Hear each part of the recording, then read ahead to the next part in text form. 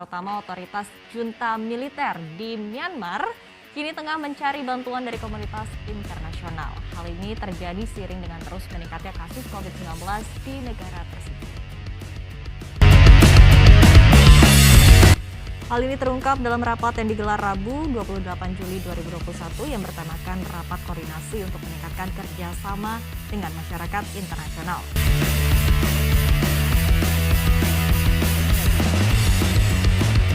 Mengutip media setempat, pemimpin junta Jenderal Min Aung Hlaing mengatakan Myanmar harus mencari bantuan dari dana tangkapan COVID-19 yang dibentuk oleh ASEAN maupun negara sahabat.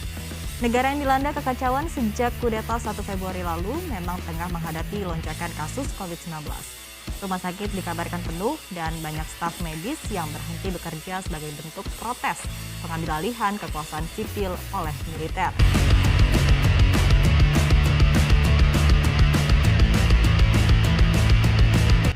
Sementara dalam catatan Worldometer per 28 Juli kemarin, Myanmar mencatatkan 4.980 kasus baru dengan 365 kematian.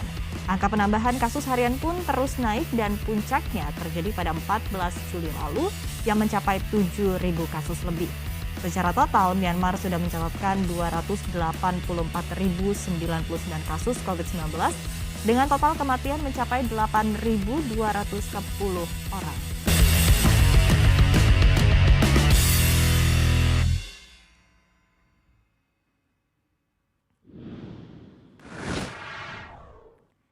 Ya, sementara itu selain pandemi COVID-19, kini para petinggi negara di seluruh dunia termasuk Menteri Keuangan Republik Indonesia Sri Mulyani Indrawati tengah khawatir akan ancaman dunia lainnya, yaitu perubahan iklim. Hal ini dibuktikan dengan beragam penelitian dari para ilmuwan di dunia.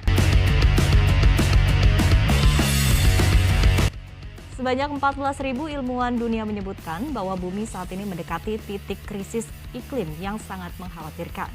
Mengutip Al Jazeera, para peneliti ini menandatangani sebuah inisiatif yang menyebutkan bahwa negara-negara secara konsisten gagal mengatasi eksploitasi berlebihan terhadap bumi yang menjadi akar penyebab krisis.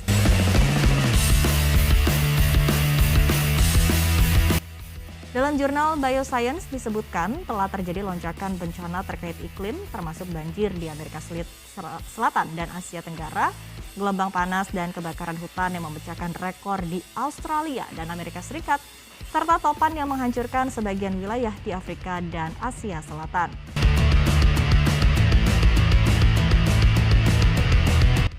Dalam mengemukakan peringatan ini, ilmuwan berkaca kepada beberapa fenomena termasuk deforestasi, emisi gas rumah kaca, ketebalan gletser, dan luas es laut.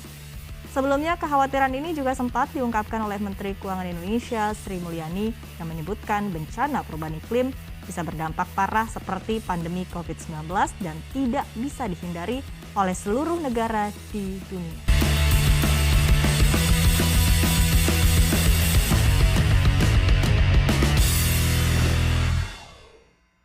Jadi informasi berikutnya, Presiden Joko Widodo berbicara tentang disrupsi atau perubahan besar-besaran akibat inovasi teknologi, termasuk di bidang jasa keuangan dan juga perbankan.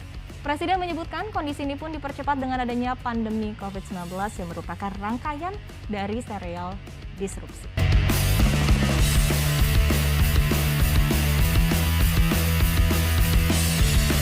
Presiden menyebutkan untuk sektor perbankan, disrupsi telah terjadi sejak hadirnya financial technology atau fintech dan berbagai macam sistem pembayaran elektronik atau e-payment. Menurut Presiden, dalam beberapa tahun terakhir terjadi perubahan terkait landscape sosial budaya, landscape ekonomi maupun politik akibat revolusi 4.0.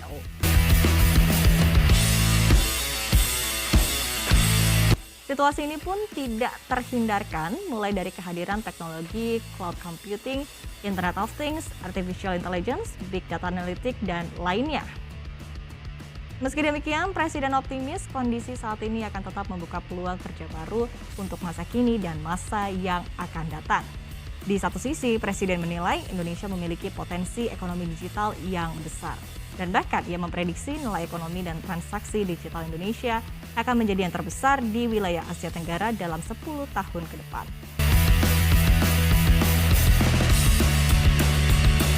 Di sepanjang 2020, nilai transaksi digital di Indonesia mencapai 253 triliun rupiah dan di tahun 2021 diprediksi akan meningkat menjadi 330,7 triliun rupiah.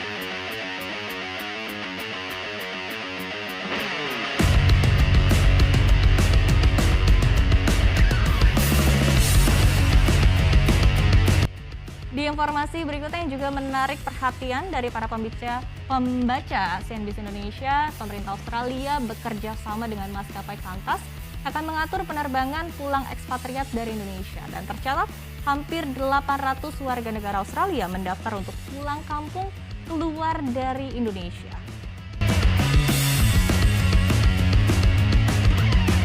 Seorang juru bicara Departemen Luar Negeri dan Perdagangan Australia mengatakan bahwa pihaknya mencari semua opsi yang tersedia untuk membantu warga Australia di Indonesia, khususnya bagi warga yang rentan untuk kembali ke negaranya. Kerjasama dengan Qantas dilakukan karena pengurangan besar-besaran dalam penerbangan komersial oleh maskapai penerbangan Garuda Indonesia, sehingga harga layanan penerbangan Jakarta ke Sydney melambung melebihi $12.000 Australia.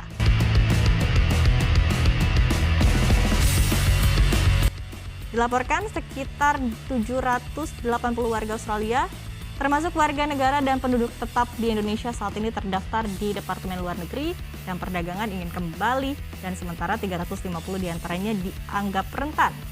Australia bukan negara pertama yang membantu warganya keluar dari Indonesia. Sebelumnya ada Jepang, Korea Selatan hingga Arab Saudi yang melakukan hal yang sama.